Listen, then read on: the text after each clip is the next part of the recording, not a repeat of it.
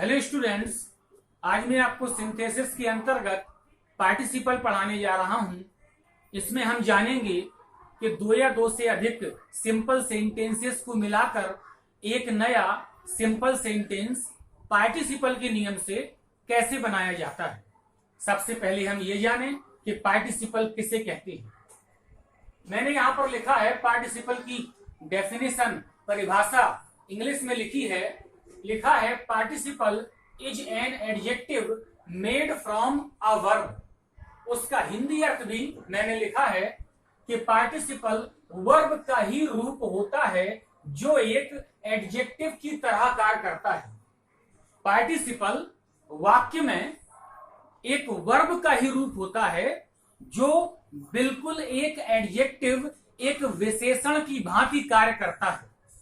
Participle के तीन प्रकार हैं: प्रेजेंट पार्टिसिपल, परफेक्ट पार्टिसिपल और पास्ट पार्टिसिपल। सबसे पहले हम प्रेजेंट पार्टिसिपल सीखने जा रहे हैं कि प्रेजेंट पार्टिसिपल के द्वारा हम दो सिंपल सेंटेंसेस को मिलाकर एक नया सिंपल सेंटेंस कैसे बनाएंगे।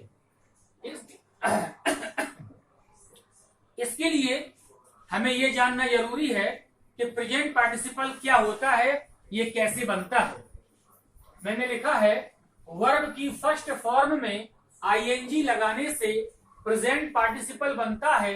हिंदी में इसका अर्थ शब्द के अंत में कर, करके या करते हुए निकलता है। वर्ब की फर्स्ट फॉर्म में आईएनजी लगाने से प्रेजेंट पार्टिसिपल बनता है और हिंदी में इसका यदि हम अर्थ निकालें तो शब्द के अंत में कर, करके या करते हुए निकलता है। जैसे मैंने यहां पर कुछ वर्ब ली हैं, उनको प्रेजेंट पार्टिसिपल में बदला है और उनकी हिंदी भी लिखी है। जैसे गो वर्ब है तो गो में आईएनजी लग गया तो गोइंग हो गया और हिंदी अर्थ निकला जाकर या जाते हुए। दूसरा है रोट। रोट राइट की एनवी सेकंड है। यदि हमें इसका प्रेजेंट पार्टिसिपल बनाना है तो हम रोट में आईएनजी नहीं लगाएंगे बल्कि रोट की फर्स्ट फॉर्म में आईएनजी लगाएंगे तो राइटिंग हो जाएगा। तो इसका प्रेजेंट पार्टिसिपल हुआ राइटिंग, जिसका हिंदी हुआ लिखकर या लिखते हुए। तीसरा है वॉज। मैंने आपको बताया था इन्फिनेटिव बनाते समय कि जब हम is am are was verb को इन्फिनेटिव बनाएंगे तो उसके मूल रूप से पहले टू लगाएंगे। इसी प्रकार जब भी हम is am are was verb पांच में से किसी वर्ब को यदि प्रेजेंट पार्टिसिपल बनाए तो हम उसके मूल रूप में आईएनजी लगा देंगे। इसलिए वॉज को प्रेजेंट पार्टिसिपल बनाने के लिए मैंने बी में आईएनजी लगाया है, इसलिए बीइंग हो गया है और हिंदी अर्थ निकला होकर। चौथा है हैड। हैड को प्रेजेंट पार्टिसिपल बनाने के लिए उसके मूल रूप हैव में आईएनजी लगाया, इसलिए हैविंग हो गया, हिंदी अर्थ निकला रखकर। ये मैंने आपको बताया है कि वर्ब की फर्स्ट फॉर्म में आईएनजी लगाने से किस प्रकार से प्रेजेंट पार्टिसिपल बनता है और उसका हिंदी अर्थ कैसे निकलता है।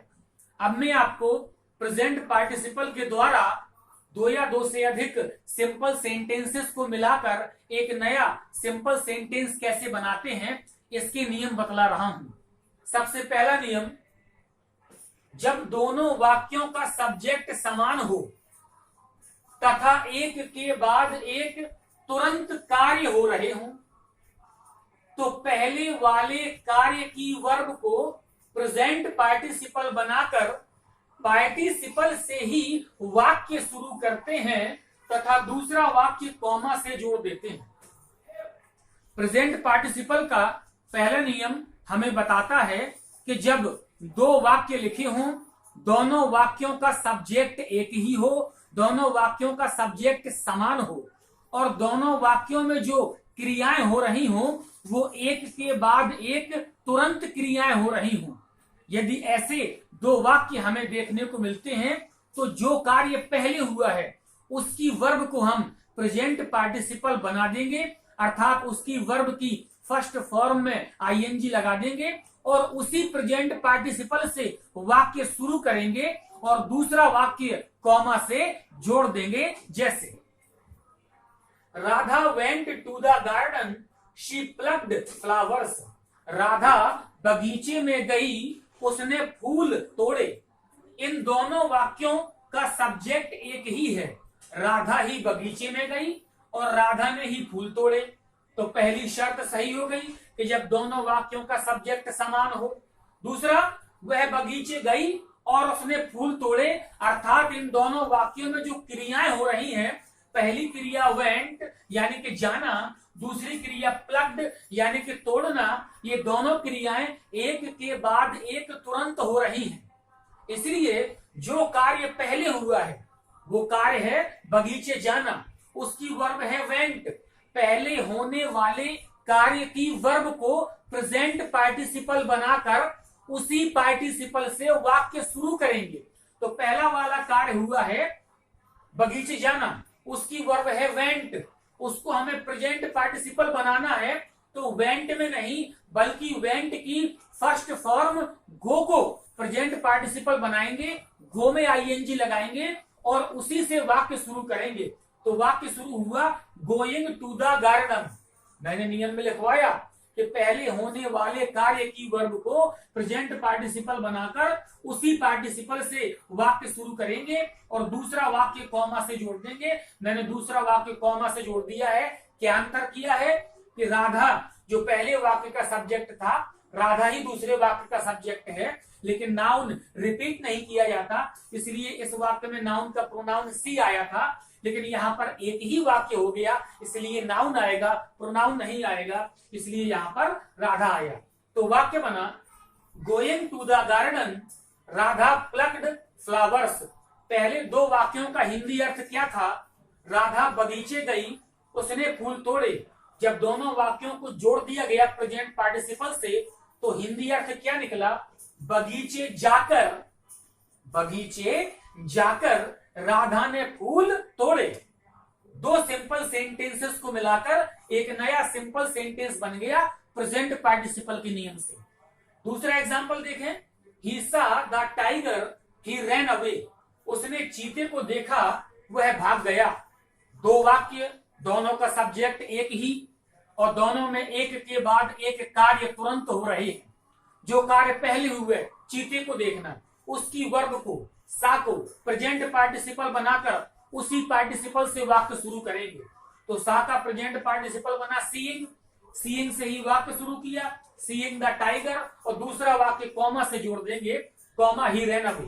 तो वाक्य का अर्थ ये निकला, चीते को देखकर वह भाग गया। ये प्रेजेंट पार्टिसिपल का पहला रूल था। मुझे आशा है आपको समझ में आया होगा। अब दूसरा नियम देखिए। दूसरे नियम में और पहले नियम में कोई खास अंतर नहीं है, गौर करिएगा। लिखा है जब दोनों वाक्यों का सब्जेक्ट समान हो। ऊपर वाले नियम में भी मैंने लिखा था कि जब दोनों वाक्यों का सब्जेक्ट समान हो। यहां भी लिखा है कि जब दोनों वाक्यों का सब्जेक्ट समान हो तथा उनमें कारण परिणाम का संबंध हो।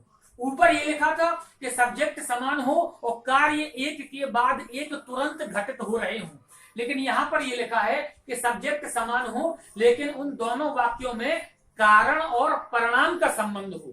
यदि ऐसी स्थिति आती है, यदि ऐसे दो वाक्य हमें देखने को मिलते हैं, तो जो कारण वाला वाक्य है, जिस वाक्य में हमें कारण प्रकट हो रहा है, जो कारण वाला वाक्य है, तो कारण वाले वाक्य की वर्ब को प्रेजेंट पार्टिसिपल बनाकर उसी से वाक्य शुरू करेंगे और दूसरा वाक्य कॉमा से जोड़ देंगे। जैसा पहले नियम में किया वैसा ही हमें यहां पर करना है। जैसे एग्जाम्पल में मैंने एक वाक्य लिखा है, Rohit was hungry he took his lunch. Rohit भूखा था, उसने खाना खा लिया। इन दोनों वाक्यों का सब्जेक्ट एक ही है, रोहित। रोहित को ही भूख लगी थी और रोहित ने ही खाना खाया। लेकिन इन दोनों वाक्यों में कारण परिणाम का संबंध है। रोहित ने खाना खाया क्योंकि उसे भूख लगी थी। कारण है भूख का लगना, कारण है रोहित का भूखा होना। इसलिए कारण वाले वाक्य की वर्ब को, वो है वॉज, उसको प्रेजेंट पार्टिसिपल बनाकर, वॉज का प्रेजेंट पार्टिसिपल बीइंग, उसी से वाक्य शुरू करेंगे। बीइंग हंग्री और कॉमा से दूसरा वाक्य जोड़ देंगे। कॉमा ही के स्थान पर रोहित कर दिया क्योंकि रोहित है नाउन, ही प्रोनाउन था जो कि रोहित के लिए आया था। अब ये वाक्य एक हो गया, इसलिए नाउन रोहित आएगा ही नहीं आएगा। तो वाक्य बना being hungry comma Rohit took his lunch. Hindi अर्थ निकला भूखा होने के कारण रोहित ने खाना खा लिया। मुझे आशा है प्रेजेंट पार्टिसिपल के ये दो नियम आपको समझ में आए होंगे।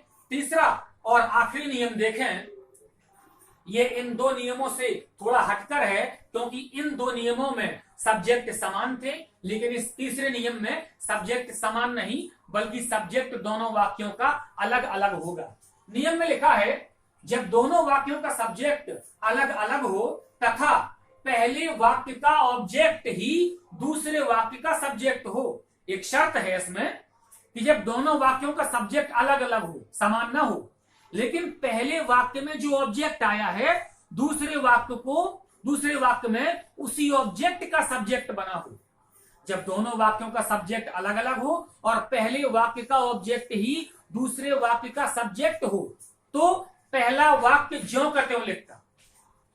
यहां इन दो नियमों में हम क्या करते थे, दूसरा वाक्य कॉमा से हम ज्यों का त्यों लिखते थे, लेकिन इस तीसरे नियम में हमें पहला वाक्य ज्यों का त्यों लिख देना है और दूसरे वाक्य की वर्ब को प्रेजेंट पार्टिसिपल बनाकर कॉमा से जोड़ देना है।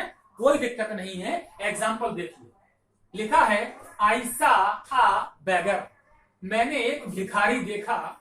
ही was begging door to door. वह दरवाजे दरवाजे जाकर भीख मांग रहा था। इन दोनों वाक्यों का सब्जेक्ट अलग अलग है। पहले वाक्य में सब्जेक्ट है आई और दूसरे वाक्य में सब्जेक्ट है ही। पहले वाक्य में सब्जेक्ट है फर्स्ट पर्सन सिंगुलर और दूसरे वाक्य में सब्जेक्ट है थर्ड पर्सन सिंगुलर।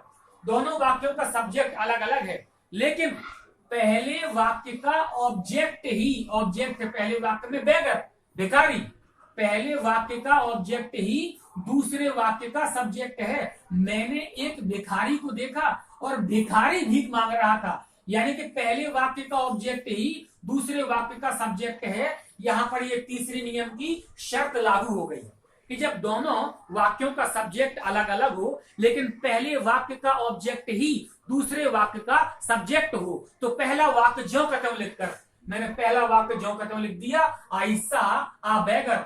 दूसरे वाक्य की वर्ब को, वर्ब थी भीख मांगना बेगिंग, उसको प्रेजेंट पार्टिसिपल बनाकर, जो कि पहले से प्रेजेंट पार्टिसिपल बनी हुई है, कॉमा लगाकर जोड़ देंगे। वाक्य बना I saw a beggar begging door to door. मैंने दरवाजे दरवाजे भीख मांगते हुए एक भिखारी को देखा। यानी बच्चों, मुझे आशा है आपको प्रेजेंट पार्टिसिपल के ये तीनों नियम समझ में आए होंगे। अब मैं आपको दूसरा यानी कि परफेक्ट पार्टिसिपल बताने जा रहा हूं। गौर करिएगा। Perfect participle having plus M V third से बनता है। परफेक्ट पार्टिसिपल, जैसा कि मैंने पहले बताया था, प्रेजेंट पार्टिसिपल जो है वो वर्ब की फर्स्ट फॉर्म में आईएनजी लगाने से बनता है। हिंदी अर्थ निकलता है कर करके या करते हुए। लेकिन perfect participle having plus M V third से बनता है और हिंदी में यदि हम इसका अर्थ निकालें तो शब्द के अंत में समाप्त करके या करने के बाद इसका अर्थ निकलता है। हिंदी में परफेक्ट पार्टिसिपल का अर्थ समाप्त करके या करने के बाद निकलता है। इसका रूल देखें। मैंने यहां पर 3 वर्ब लिखी हैं और उनका परफेक्ट पार्टिसिपल बनाया है, उनकी हिंदी लिखी है। जैसे गो, तो गो का परफेक्ट पार्टिसिपल बनेगा हैविंग गॉन, जाने के बाद, जाना समाप्त करके। रोट, हैविंग रिटन, लिखने के बाद, लिखने का कार्य समाप्त करके। वॉज, हैविंग बीन, होने के बाद। इस प्रकार से हम किसी भी वर्ब का परफेक्ट पार्टिसिपल बनाते हैं। अब रूल देखिए। परफेक्ट पार्टिसिपल का एक ही रूल है। देखिए, जब दोनों वाक्यों का सब्जेक्ट समान हो और एक कार्य पूरा समाप्त होने के बाद दूसरा कार्य प्रारंभ हुआ। प्रेजेंट पार्टिसिपल और परफेक्ट पार्टिसिपल में क्या अंतर है, गौर करिए। प्रेजेंट पार्टिसिपल में मैंने आपको बताया कि दोनों वाक्यों का सब्जेक्ट समान हो और कार्य एक के बाद एक तुरंत हो रहे हों। परफेक्ट पार्टिसिपल में क्या है, दोनों वाक्यों का सब्जेक्ट तो समान होगा लेकिन एक कार्य पूर्ण रूप से समाप्त हो गया होगा, फिर दूसरा कार्य प्रारंभ हुआ होगा। अगर दोनों कार्य एक के बाद एक तुरंत हो रहे हैं तो उस वाक्य को हम प्रेजेंट पार्टिसिपल के नियम से बनाएंगे। लेकिन यदि एक कार्य पूर्ण रूप से समाप्त हो गया है और फिर दूसरा कार्य हुआ है तो उसे हम प्रेजेंट पार्टिसिपल से नहीं बल्कि परफेक्ट पार्टिसिपल से बनाएंगे। जैसे वाक्य लिखा है he had finished the work he went home. उसने कार्य समाप्त कर लिया था, वह घर चला गया। उसने कार्य समाप्त कर लिया था, काम खत्म हो गया, समाप्त हो गया, वह घर चला गया। अर्थात जो कार्य था वो पूर्ण रूप से समाप्त हो गया है। दोनों वाक्यों का सब्जेक्ट एक ही है। कार्य एक पूर्ण रूप से समाप्त हो गया, फिर दूसरा शुरू हुआ है, तो इस वाक्य को हम इसी के जैसा, यहां पर हम प्रेजेंट पार्टिसिपल में बदले थे, यहां पर हमें परफेक्ट पार्टिसिपल में बदलना है और कॉमा से दूसरा वाक्य जोड़ देना है। बहुत ही सरल है।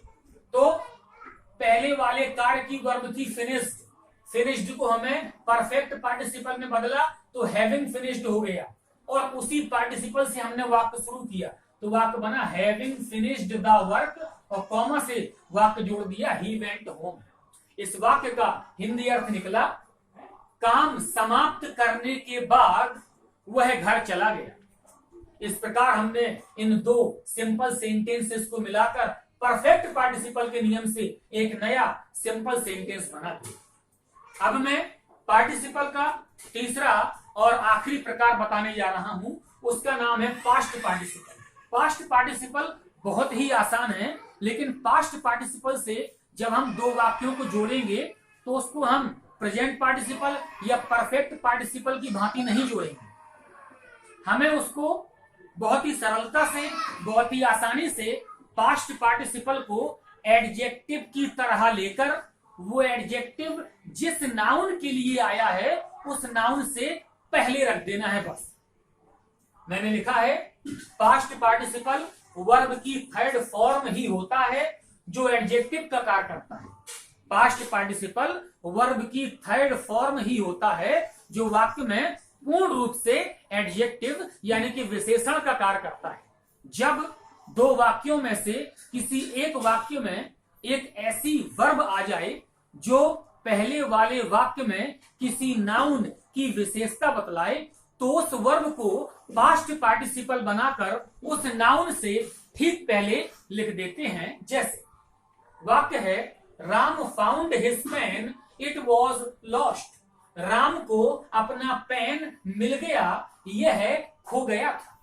राम को अपना पेन मिल गया, यह खो गया था, अर्थात पेन खो गया था। तो पेन की विशेषता बनी, पेन की विशेषता बनी खोया हुआ। पेन की विशेषता बनी खोया हुआ, यानी कि राम को जो पेन मिला है वो खो चुका था। अर्थात यदि हम इस वाक्य को हिंदी में जोड़ें तो ऐसा बनेगा राम को अपना खोया हुआ पेन मिल गया।